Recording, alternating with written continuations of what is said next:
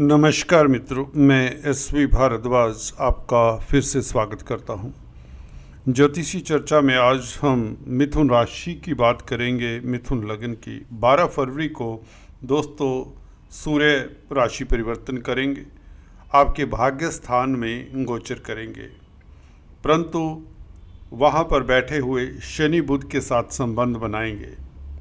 ये बहुत महत्वपूर्ण परिवर्तन है और बहुत रोचक ये परिवर्तन आपके लिए। देखने में ये परिवर्तन ऐसा लगेगा कि शनि सूर्य का संबंध इतना अच्छा नहीं होता, परंतु यहाँ पर स्थितियाँ कुछ और ही कहती हैं।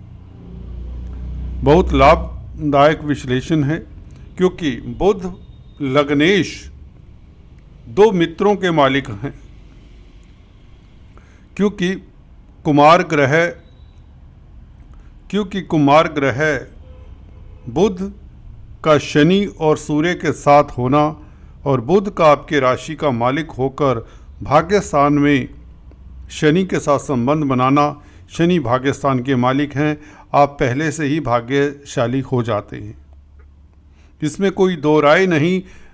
भाग्य स्थान का मालिक भाग्य स्थान में हो और उसके साथ लग्नेश की युति हो, पहले भाव के मालिक बुध शनि की युति के साथ सूर्य का संबंध 12 तारीख से हो जाएगा, तो ये परम भाग्यशाली योग होगा।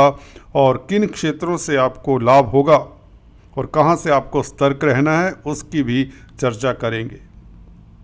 यहाँ पर सूर्य दोस्तों, जो कि प्रकाश के, आत्मा के कारक हैं, आपको इनिशिएटिव देते हैं, विल पावर देते हैं, शासन सत्ता के भी कारक हैं। आपकी कुंडली में तृतीय भाव के मालिक हैं, जो सिबलिंग्स का भाव होता है, छोटे भाई बहनों का भाव है, छोटी बड़ी यात्राओं का भाव है। अड़ोसी पड़ोसियों का भी विचार थर्ड हाउस से किया जाता है, आपके पराक्रम का विचार भी थर्ड हाउस से किया जाता है। तो सूर्य सरकार का कारक होकर, तृतीयेश होकर लग्नेश के साथ, भाग्येश शनि के साथ युति बनाएगा, तो ये किस तरह का प्रभाव देगा, इसके ऊपर चर्चा करते हैं। इतना कहना चाहूँगा, सूर्य का संबंध भाग्येश शनि के साथ और भाग्य स्थान में किस्मत के भाव में शनि का संबंध सूर्य के साथ हो रहा है, तो आपको सरकारी तंत्र से तो फ़ायदा होगा, शासन सत्ता से जुड़े हुए लोगों को फ़ायदा होगा, सरकारी नौकरी करने वालों को प्रमोशन के योग बनाता है, प्रचंड बड़ा राजयोग बन जाता है। परंतु कहीं ना कहीं सूर्य शनि मित्र नहीं हैं। जहाँ पर सूर्य प्रकाश हैं, शनि अंधकार हैं, शनि डिसिप्लिन हैं, शनि रिस्ट्रिक्शंस भी हैं, शनि लिमिटेशंस भी हैं। परंतु सूर्य एनर्जी है, कॉन्फिडेंस है, लीडरशिप क्वालिटीज़ देते हैं। और लग्नेश के साथ सूर्य का बैठना, बुध के साथ सूर्य का बैठना, ये अच्छा भी है। इसीलिए बुध को लाभ होगा, या यूँ कहें आपको लाभ होगा। सूर्य और शनि दोनों से बुध लाभान्वित होने वाले हैं, परंतु शनि सूर्य की टक्कर में कुछ न कुछ तो होगा, जिसके ऊपर आपको हम अभी बताते हैं। पहले आपसे एक निवेदन, अगर आप पहली बार इस चैनल पर आए हैं तो कृपया लाइक किया करें, शेयर करें, सब्सक्राइब करने के पश्चात जो बेल आइकन का बटन है उसे भी दबाया करें, अन्यथा आप हमारे लेटेस्ट अपडेट्स कई बार मिस कर सकते हैं। यही एक छोटी सी गुजारिश है।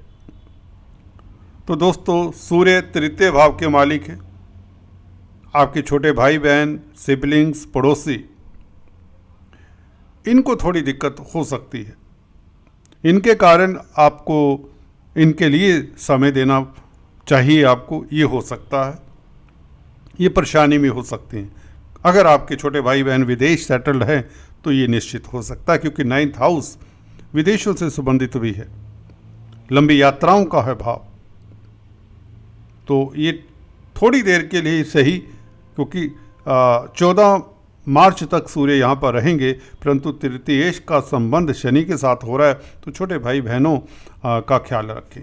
खासकर जो विदेश सेटल्ड हैं उनको दिक्कत हो सकती है।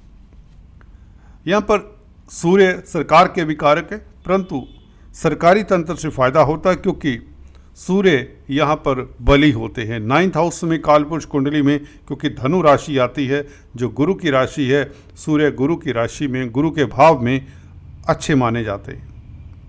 तृतीय स्थान का मालिक अपने भाव को देखेगा तो 3rd हाउस को कहीं ना कहीं बल भी देगा। तो इस अवधि में आपके पराक्रम में वृद्धि होगी और मार्केटिंग के व्यक्तियों के लिए दिन शुभ, ये जो दिन हैं ये अच्छे रहेंगे, शुभ रहेंगे। छोटी बड़ी यात्राओं से लाभ होगा और यात्राओं के योग बनते, इवन धार्मिक यात्रा के योग तक बनते, क्योंकि 9th हाउस धार्मिक यात्राओं का है। धर्म के प्रति आपका रुझान हो जाना, योगा मेडिटेशन से, पराविद्याओं से, साहित्य से, लिटरेचर से, धर्म से, अपनी ड्यूटीज़ का निर्वाह करने से आपको सुख की अनुभूति होगी। सूर्य आत्मा के कारक हैं। आत्मा का कारक सूर्य 9th हाउस में ईश्वरीय भाव में, भाग्य भाव में बैठे तो निश्चित तौर से आपकी आत्मा को प्रफुल्लित करता है। एक आपकी आत्मा में एक चमक सी आ जाती है, एक आत्मिक बल मिलता है।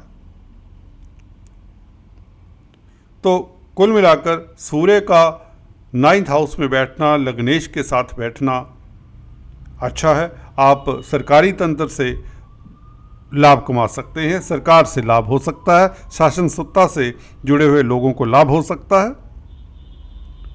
शनि यहाँ पर भाग्य स्थान के मालिक हैं, पहले से ही आपको किस्मत वाला बना रहे हैं। खासकर 11 तारीख से जैसे ही बुध शनि के साथ मिलते हैं तो आप भाग्यशाली 11 तारीख से कहीं तो हो जाते हैं। अगर हम नक्षत्रों को देखें, सूर्य धनिष्ठा नक्षत्र में गोचर कर रही हैं। धनिष्ठा नक्षत्र मंगल का नक्षत्र है। मंगल लाभ स्थान का मालिक होकर पहले भाव में बैठा है, तो आप लाभ कमाने वाले हो जाते हैं सूर्य के कारण भी। हालांकि मंगल के कारण भी धन की स्थिति बेहतर होती है कहीं ना कहीं, परंतु भाइयों के साथ कई बार संबंध आपको थोड़े से हैंडल करने में डिप्लोमेसी का सहारा लेना चाहिए। हाँ, जमीन जायदाद प्रॉपर्टी के बारे में विचार हो सकता है, परंतु 100 बात की एक बात, सूर्य धनिष्ठा नक्षत्र में है, मंगल का नक्षत्र है, मंगल लाभ स्थान के मालिक है, तो आपको लाभ होगा क्योंकि सूर्य बुध के साथ है, लग्नेश के साथ है, मित्र के साथ है। सूर्य के कारण भी आपको लाभ होगा।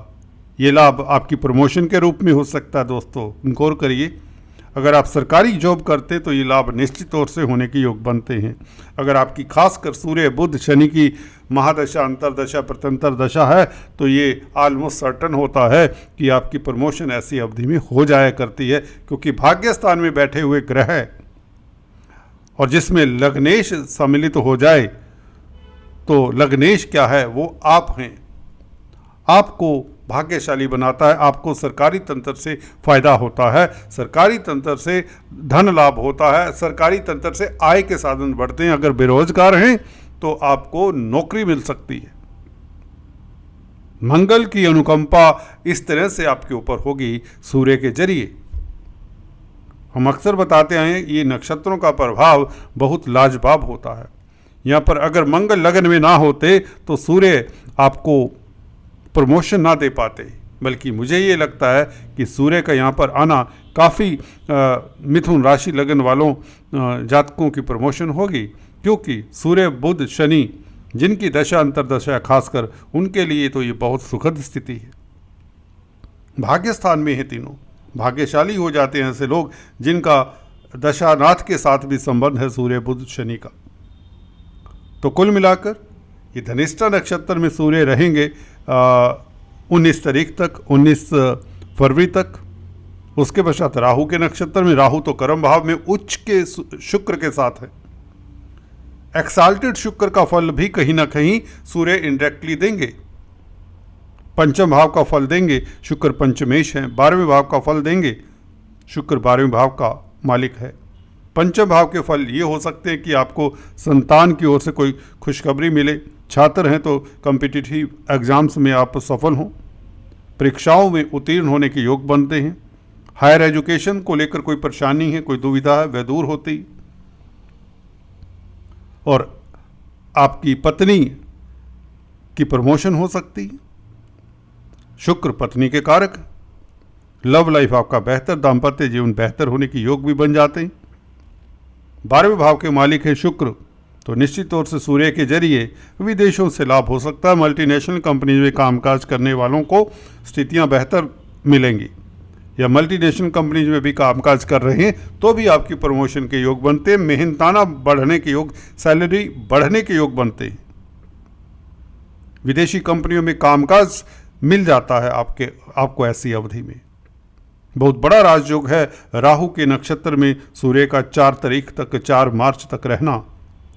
राहु ने शुक्र का फल देना है और गुरु का फल देना है। गुरु 12वें भाव में, तो विदेशों से संबंधित जो भी कामकाज करते हैं, एक्सपोर्ट इंपोर्ट का कार्य करते हैं या विदेश यात्रा करना चाहते हैं, तो संबंध इस तरह के बने हुए। लग्नेश का 9th हाउस में बैठना, विदेश यात्रा संभव है। जो विदेश में सेटल्ड है वह भी भाग्यशाली रहेंगे। जो अपने देश से दूर कहीं विदेश में सेटल्ड हैं उनके लिए भी भाग्य उदय होने का योग बन चला है। 11 तारीख से जैसे ही बुध भाग्यस्थान में आते हैं, शनि के साथ संबंध, तो आप भाग्यशाली। हालांकि स्थितियां तो पहले से ही बन चुकी होंगी मंगल के यहाँ पर आने से, लगन में, और शुक्र के उच्च के होने से, तो भाग्य तो आपका पहले से ही नियति ने प्रबल कर दिया है। परंतु जैसे कहते हैं ना, लोहा गर्म हो रहा है, तो फाइनल स्ट्राइक 12 तारीख से होगी। जैसे सूर्य राशि परिवर्तन करते हैं, आपको कोई सुखद समाचार वैसे तो मिल चुका होगा, नहीं तो यह 12 तारीख से मिल सकता है। तो स्थितियां, ये बड़े ग्रह हैं शनि इत्यादि, ये पहले से ही शनि का यहाँ पर बैठना, लग्नेश के साथ युति हो जाना 11 तारीख से, और 12 तारीख से सूर्य का आना, तो ये अच्छा योग है। परंतु सिबलिंग्स के लिए, छोटे भाई बहनों के लिए थोड़ी सी दिक्कत की बात हो सकती है। डिपेंड करता है, अगर वह विदेश में है तो डेफिनेटली ऐसा कुछ हो सकता है। अगर देश में ही सेटल्ड हैं तो भी उनकी सेहत का इत्यादि ध्यान रखें और सूर्य के उपाय करें। पड़ोसियों के साथ बनाकर रखें। हालांकि आपका पराक्रम उच्च कोटि का रहेगा। मार्केटिंग के व्यक्तियों के लिए समय खास श्रेष्ठ रहने वाला है। छोटी बड़ी यात्राओं से लाभ होगा। मीडिया जगत में है, इलेक्ट्रॉनिक प्रिंट मीडिया में, तो आपका डंका बजेगा, ये बात भी निश्चित है। राजनीति में है, सूर्य राजनीति के भी कारक है, तो राजनीति में भी आप सुर्खियों में रहेंगे और आपका कद बढ़ेगा। जी हाँ दोस्तों, पॉलिटिक्स में भी, क्योंकि शुक्र पंचम स्थान के मालिक राहु के साथ हैं और राहु के नक्षत्र में सूर्य 19 तारीख से कोई उच्च पद मिल सकता है आपको। तो राजनीति में जो है उनके लिए समय उत्तम। इवन शेयर स्टॉक मार्केट का जो कामकाज करते हैं उनके लिए खास समय उत्तम कब से होता है दोस्तों? 19 तारीख से। धन बरसेगा, जैसे कहते हैं, धन की बरसात वाली स्थिति हो जाती है। तो कुल मिलाकर ऐसा योग आपके लिए अभूतपूर्व सफलता का कारण बनता है। इस अवधि में आप पन्ना धारण कर सकते हैं। परंतु आपकी कुंडली में ये देखिए, मैं अक्सर बताता आया हूँ, बुध कुंडली में बर्थ चार्ट की बात कर रहा हूँ, 9th हाउस में या 12th हाउस में नहीं होना चाहिए, क्योंकि ये गुरु के भाव हैं। बुध और गुरु दोनों मित्र नहीं हैं, या बुध गुरु की युति नहीं होनी चाहिए आपकी कुंडली में।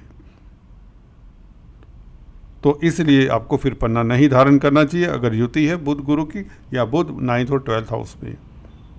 आपको बुध के उपाय करने चाहिए, बुध के दान करने चाहिए, हरी सब्जियों का दान करना चाहिए, किन्नरों का आशीर्वाद लेना चाहिए, विष्णु सहस्त्र नाम पढ़ना चाहिए, और कबूतरों को, पक्षियों को हरी दाल, मूंग साबुत दाल खिलानी चाहिए बुधवार के दिन।